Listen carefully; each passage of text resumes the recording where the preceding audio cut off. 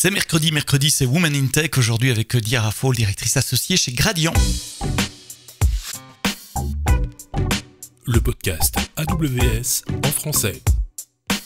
Sébastien Stormac. Bonjour, merci d'être là dans le podcast AWS en français. Un mercredi sur deux, vous le savez, on parle de femmes et d'allier vos parcours inspirants, ce qu'on peut faire, vous et moi, tout le monde, pour avoir plus de femmes et plus de diversité dans le monde de la technologie. Pas uniquement de la diversité, également de l'équité et de l'inclusion. Et aujourd'hui, j'ai le plaisir d'accueillir, comme je l'ai dit en intro, Diarra Fall, tu es directrice associée chez Gradient. Les gens qui viennent au Summit AWS à Paris t'ont déjà vu parce que tu faisais partie d'une table ronde, si je ne me trompe pas, au mois d'avril cette année au Summit au Palais des Congrès à Paris. Comment est-ce qu'on devient directrice associée chez Gradient ? Bonne question. Je pense pas que je vais pouvoir y répondre par une phrase simple. C'est peut-être aussi un parcours.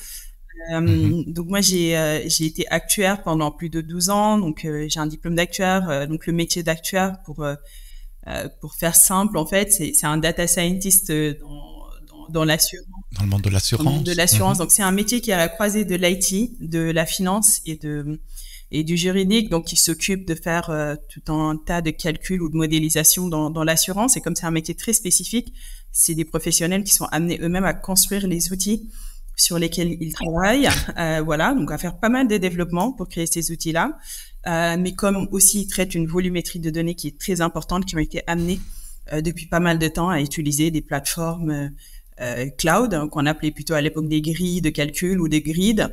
Donc c'est le métier que j'ai exercé pendant plus de 12 ans. Pour moi, dans ma tête, l'actuaire, c'est celui qui calcule les primes d'assurance, donc manager les risques d'un côté, les revenus et dire combien nous allons payer notre assurance dans les domaines. C'est correct ? L'actuaire, effectivement, c'est un statisticien aussi. Des primes, voilà, qui calcule les primes, qui dit combien toi tu dois payer pour ta prime d'assurance vie, d'assurance auto, d'assurance MRH, mais sur la base aussi de pas mal d'éléments statistiques, parce qu'on récupère beaucoup d'informations sur le marché, sur les accidents, sur la population globale.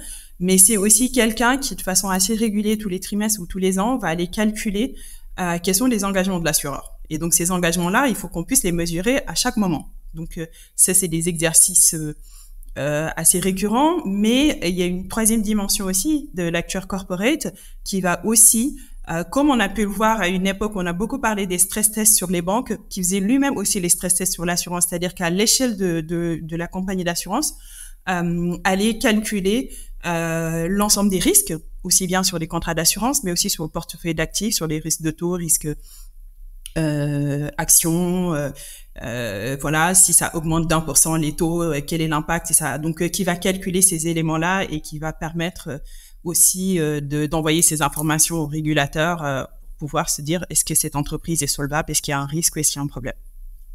Et donc c'est par ce métier-là que déjà il y a une fibre mathématique évidente et statistique évidente, mais c'est par ce métier-là que t'as commencé à toucher à l'IT également. Tout à fait. Donc c'est un métier que j'ai exercé d'abord chez EY, chez Ernst & Young, pendant plus de 3 ans, avec une bonne phase où j'étais plutôt auditeur auprès des clients et une autre phase où j'étais plutôt dans le conseil. Donc j'accompagnais les clients sur la mise en œuvre de ces outils-là, pour certains sur des actions de lobbying parce que on déchiffrait la réglementation, on leur donnait aussi des éléments, des billes pour pouvoir répondre à des études quantitatives d'impact, par exemple, qui étaient faites par la Commission européenne ou les régulateurs locaux.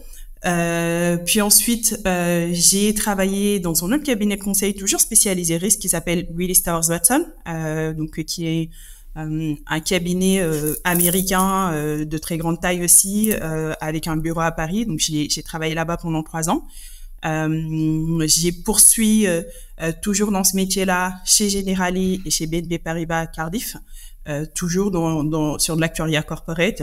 Et puis je suis revenue dans le conseil en 2015. Pendant que je suis revenue dans le conseil en 2015, j'avais une très forte envie aussi de m'ouvrir à d'autres secteurs. Et j'ai saisi une opportunité de faire, en tout cas j'ai quand même pas mal réfléchi, donc c'est un projet que j'avais mûri depuis pas mal de temps, J'ai fait un executive MBA avec HEC, avec un tronc commun sur pas mal d'aspects, sur du marketing, sur la supply et des opérations, mais une spécialisation sur l'entrepreneuriat et l'innovation. Et j'avais été aussi sélectionnée pour faire un parcours data avec Polytechnique, donc via HEC. Et en parallèle de cet executive MBA, donc j'ai commencé à travailler avec le groupe dans lequel je suis aujourd'hui. Et c'est aussi dans la continuité de ce parcours et l'envie aussi d'aller un peu plus loin sur ces sujets data, mais surtout avec la prépondérance que prenait la data vis-à-vis de nos clients, qu'on s'est dit il faudrait qu'on crée une entité spécialisée sur la data, et donc que j'ai cofondée avec les associés du groupe. Voilà. Et que tu diriges aujourd'hui, oui, je dirige cette entité. Voilà. Et donc, ton rôle, et avec ton équipe, tes équipes, c'est de fournir du conseil aux entreprises en matière de data. Tout à fait. De quel genre de projet on parle? Alors, on parle de projets dans les secteurs historiques sur lesquels nous sommes, sur l'assurance, sur la banque.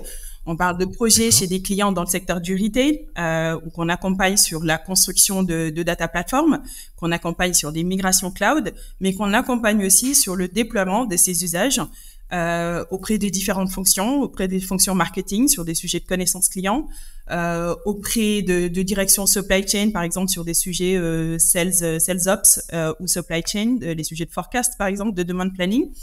On parle également de déploiement de l'IA générative, puisque c'est un sujet depuis 1 an et demi sur lequel les clients ont pas mal d'engouement et qui se posent pas mal de questions sur cette partie. Il y a un des prismes sur lequel on travaille beaucoup aussi, c'est comment ça améliore la productivité sur le poste de travail tout simplement, et sur lequel on accompagne les clients. Alors, en tant que femme dans la tech, tu es sensible au sujet dont on parle dans ces épisodes du podcast, un mercredi sur 2, la diversité, l'équité, l'inclusion. Le sujet de la table ronde au Summit, c'était comment la diversité est bénéfique aux clients. Comment tu vois les choses sous cet angle-là? La diversité est bénéfique aux clients. Alors, ce qui est intéressant, c'est que pendant la table ronde, on a parlé de pas mal d'exemples que je continue à voir encore aujourd'hui sur le bénéfice de la diversité, à mon sens, vient de la diversité d'expérience, la diversité de points de vue. On parle beaucoup de connaissances clients 360, mais on parle aussi aujourd'hui avec la big data de clients qui n'ont pas tous le même profil. D'un point de vue marketing, historiquement, on faisait des études par classe d'âge, par CSP. Aujourd'hui, on peut plus les faire comme ça avec la digitalisation, puisqu'on voit aussi que le comportement, le background du client est important, son comportement d'achat. Donc, c'est là où le big data permet d'avoir des insights clients beaucoup plus importants. Et ne serait-ce que quand on regarde ça, on voit quand même qu'il y a une diversité. Le client n'est pas uniforme. En fait, j'enfonce une porte ouverte quand je dis ça, mais le client n'est pas uniforme. Et à partir du moment où le client n'est pas uniforme, ceux qui designent le produit, s'ils sont uniformes dans leur design produit, emportent aussi des biais. Et donc, la diversité dans l'expérience client, c'est tenir compte effectivement de ce côté multifacette du client, mais ça nécessite aussi, pour ceux qui conçoivent les produits, d'avoir aussi une vision assez large de cette multiplicité et donc de venir de différents backgrounds, puisque on passe à côté de beaucoup de choses. Même sur des projets qui ne sont pas, en tout cas des produits qui ne sont pas des produits digitaux. On l'a fait historiquement, on en avait parlé pendant le Summit. On sait que, par exemple, sur les accidents de voiture, quand il s'agit d'une femme, la sévérité de l'accident est beaucoup plus importante parce que, tout simplement, la ceinture de sécurité n'est pas adaptée à la morphologie de la femme. D'une femme enceinte ou même d'une femme avec sa poitrine, et donc très souvent quand il y a des accidents, on a constaté statistiquement que la sévérité n'était pas la même. C'est aussi dans la médecine, parce que dans la médecine, on sait qu'historiquement dans la médecine, beaucoup de molécules sur les phases de tests cliniques ont été beaucoup plus testées sur les hommes que sur les femmes, parce que la morphologie de la femme, effectivement, avec tout ce qu'on sait sur les changements hormonaux, sur les grossesses, tout ce que ça impacte sur le corps, était beaucoup plus complexe pour la médecine, et donc ils se sont beaucoup plus davantage focalisés sur les femmes. Et un des exemples qui est très parlant, c'est par exemple sur le traitement du cancer des poumons. On sait que la cage thoracique d'un homme a pas la même taille, le même poids, et pourtant, sur les cancers des poumons, pendant très longtemps, le dosage des molécules a été fait sur la base de la cage thoracique d'un homme.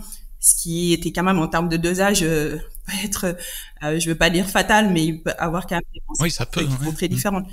Mais là, je prends des exemples qui sont peut-être un peu extrêmes parce qu'il s'agit de questions de vie ou de mort, mais ça permet aussi de montrer à quel point, justement, le fait de prendre en compte cette diversité est importante. Et donc, si ces tests cliniques, effectivement, s'il y avait historiquement plus de femmes, ou en tout cas plus de diversité, elles seraient elles-mêmes sensibles à ce type de sujet, ou alors sensibilisées d'une manière ou d'une autre par leur propre appétence personnelle. Et ça permettrait aussi de ne pas passer à côté, justement, de ces spécificités dont on ne tient pas forcément compte.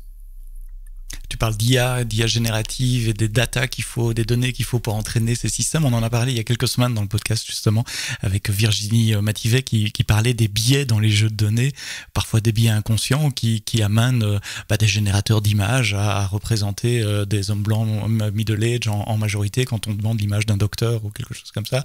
On a retourné un peu dans le passé des épisodes dans votre application de podcast et allez écouter cet épisode également. En tant que directrice, tu engages des gens, tu fais des choix, tu définis les directions. Tu as une responsabilité en plus en tant que femme en matière de D&I, d'inclusion et de diversité. Oui, tout à fait. J'ai une responsabilité en plus. J'ai une responsabilité dans le sens où ça commence par le recrutement. On sait, on a beaucoup de littérature sur ça. J'avais un prof chez HEC, Olivier Siboni, qui a écrit beaucoup sur les biais cognitifs, par exemple, sur le recrutement, parce que très souvent, le recrutement, c'est un process qui peut être assez complexe, et on a envie de limiter les risques le maximum possible, et le cerveau humain, pour limiter les risques le maximum possible, va prendre le choix qu'il connaît le plus, parce qu'effectivement, déjà, il y a le fait de recruter un homme, une femme. Une femme, on va toujours se dire, oulala, est-ce qu'elle va arriver dans une période où on va avoir des enfants? Et ce qui peut être légitime, pour un manager, parce que quand on recrute, c'est parce qu'on a un besoin spécifique, mais parce que c'est aussi important pour l'équipe de savoir qu'on peut compter sur les uns et les autres. Et quand on recrute et que la personne se retrouve en maternité le mois suivant, c'est beaucoup plus complexe. Donc forcément, c'est un sujet sur lequel c'est sensible. Ça peut faire qu'on peut choisir plutôt des candidats hommes plutôt que des candidats femmes. C'est aussi la diversité d'origine, la diversité sociale, parce que naturellement, on a aussi le goût de l'entre-soi, parce que c'est simple aussi, parce que c'est plus gérable. On a les mêmes codes, c'est beaucoup plus simple pour soi, et ça permet, dans une certaine mesure, en tout cas a priori, de limiter les risques.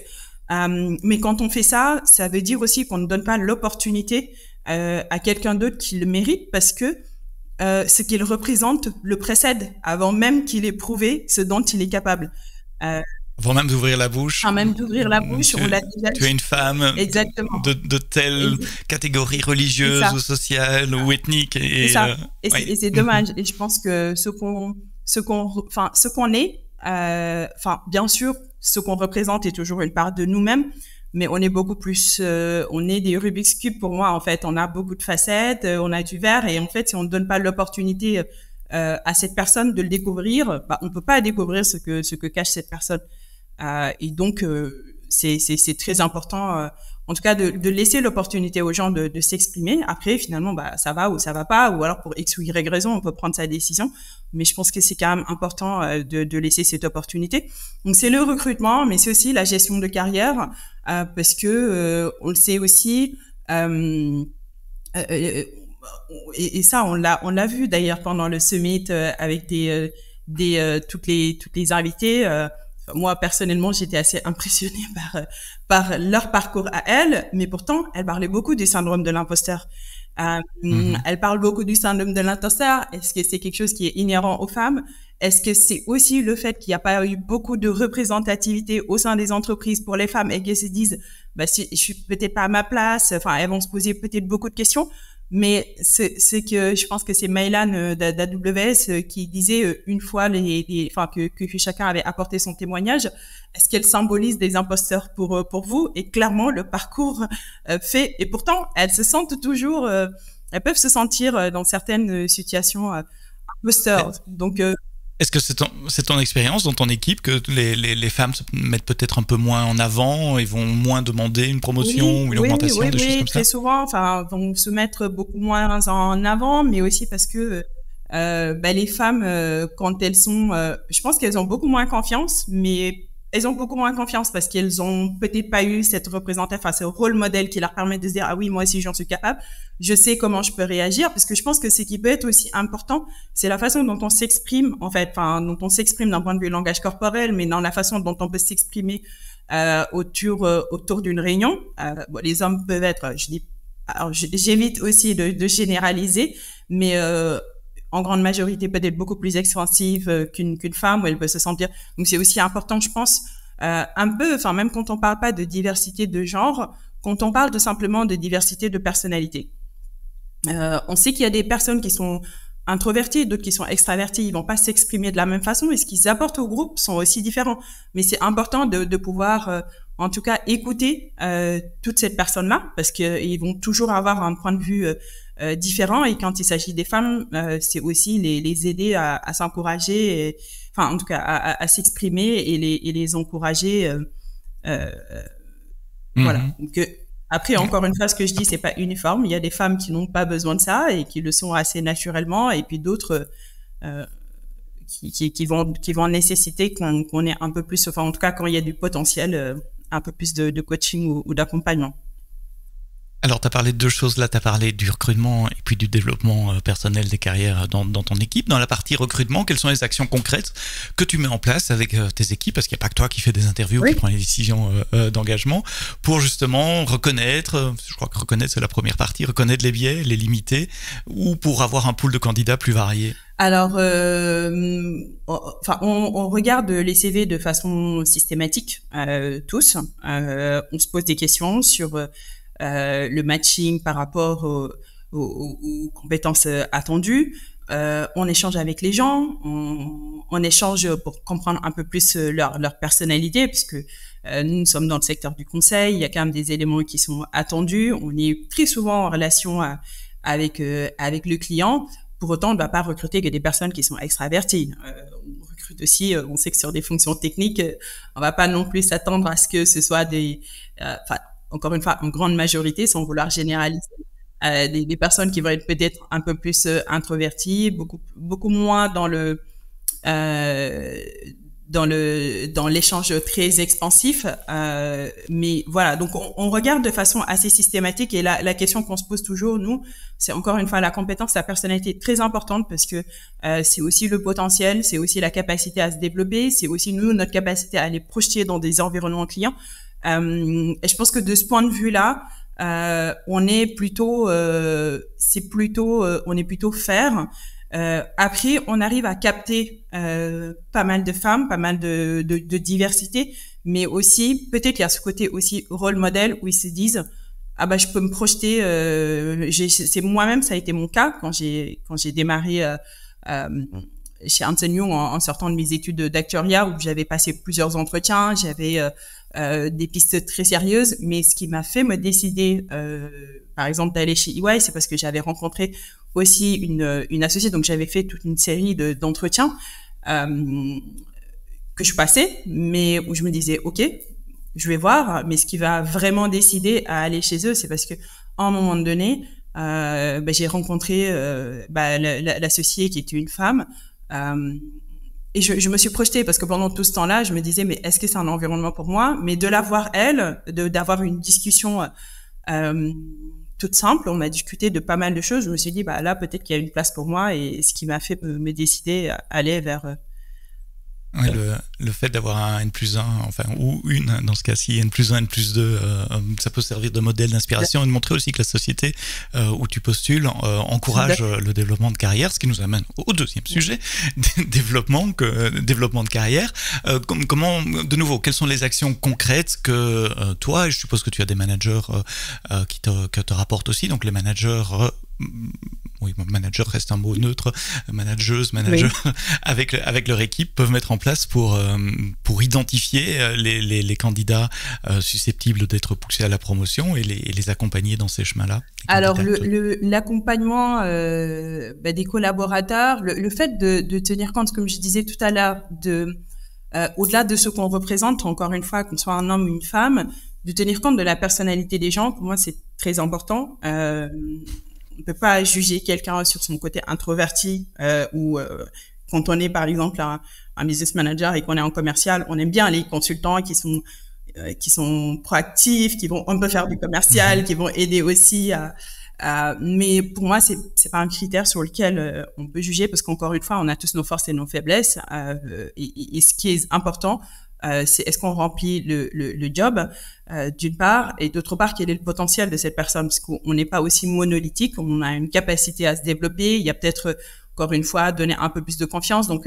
c'est sur ce développement, c'est les points de suivi réguliers qu'on fait avec les collaborateurs. C'est important de pouvoir être dans une écoute j'ai envie de dire active, de pouvoir déceler ces signaux-là et de pouvoir accompagner aussi les collaborateurs dans ce développement.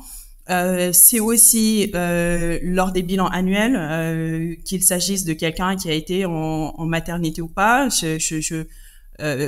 Je pense que ce qui est aussi important, c'est qu'on puisse juger les gens sur les périodes où ils étaient là, sur leur capacité à remplir la fiche de poste, leur investissement, leur proactivité, et non pas de les juger sur le fait que à un moment donné, effectivement, life happens, comme on dit en anglais, et que aussi ils sont au-delà, ils sont pas que des travailleurs, ils sont aussi des humains, ils ont une vie personnelle, et que ça implique aussi l'échelle de l'entreprise, c'est aussi un rôle social que l'entreprise remplit, et on ne peut pas pénaliser les gens sur ça. En préparant cet enregistrement, cet épisode, tu as dit une phrase que j'ai notée. Tu dis: j'ai le sentiment de ne pas être le profil attendu en tant que manager, ou tu as eu en tout cas dans le passé ce sentiment. Ah oui. Enfin, alors je vais peut-être enfoncer une porte ouverte encore une fois en disant ça, mais je pense pas voir beaucoup de personnes comme moi autour de moi, en tout cas directeur associé, directrice associée. Au sein de cabinets de conseil. Déjà, on sait que dans le conseil, il y a en général 30% de femmes, mais 30% de femmes dès les profils juniors et plus on monte dans la hiérarchie. Au moins. Voilà, plus il y en a moins. Donc déjà, on se retrouve sur mon cabinet précédent. J'étais la seule manager femme autour de la table. Donc on était sur notre business unit, je pense 4 ou 5 managers. J'étais la seule. Donc de fait, statistiquement, c'est le cas. Avoir aussi une diversité, enfin en tout cas une origine géographique différente, ça augmente encore plus le côté singleton. Mais ce n'est pas, enfin, ce n'est pas une limite pour moi. En tout cas, c'est pas quelque chose que je subis, ou en tout cas, j'essaie de faire en sorte que ce soit pas un poids pour moi, ou en tout cas quelque chose. Mais j'ai quand même conscience du fait que, effectivement, je ne corresponds pas au modèle de leadership traditionnel. Je pense que qu'on soit jaune, blanc, ou enfin dès qu'on est une femme, on se pose souvent cette question-là. Déjà des questions, si en plus la couleur de peau n'est pas celle de la majorité dans l'endroit où tu es, oui. ça cale aussi. Et t'as senti des blocages dans ta carrière ou des freins par rapport à toi, à ta personnalité? Oui, effectivement. Enfin, je l'ai senti, et encore une fois, c'est ce que je disais tout à l'heure, c'est que des fois, ce qu'on représente nous précède avant même qu'on s'exprime. Et donc, il faut déployer 2,5 fois plus de moyens que quelqu'un des classiques pour dire je ne suis pas que ça, je suis plus que ça, je suis un Rubik's Cube en fait. Peut-être laissons-nous en tout cas un espace d'aller découvrir un peu plus. Donc oui, effectivement. Alors au-delà de ton rôle dans l'entreprise pour le recrutement et avec tes collaborateurs, tu t'essayes d'inspirer les autres en dehors des milieux, en dehors de nos cercles professionnels. Tu peux aussi nous donner quelques exemples des actions concrètes que tu prends? Plusieurs actions. Donc j'ai à différentes échelles et niveaux. J'ai été impliquée par exemple dans un club qui s'appelle le Club 21e siècle, qui est un club de pas mal de professionnels issus de la diversité.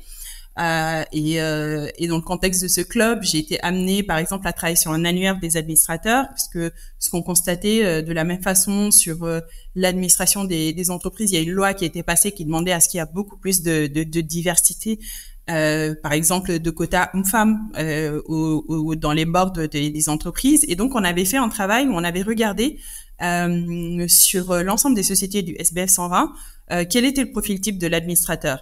Et donc, on avait vu qu'en grande majorité, à 70%, si je ne me trompe, en fait, le profil type de l'administrateur, il y avait en grande majorité, très souvent des hommes, 8 cas sur 10, très souvent quelqu'un qui a été, par exemple, dans un cabinet d'un ministre, donc il y avait un certain réseau, qui avait du network, ou alors quelqu'un qui a été senior manager dans des contextes internationaux, qui a géré une certaine taille de PNL.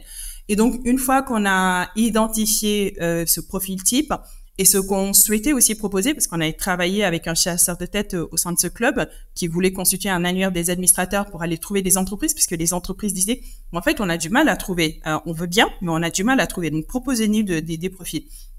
Et donc, de la même façon, on a fait le travail, soit au sein du club, d'aller voir des gens, leur dire, est-ce que vous avez envie d'être administrateur au sein de ces entreprises, ou alors tout simplement aller identifier des gens sur LinkedIn et leur proposer.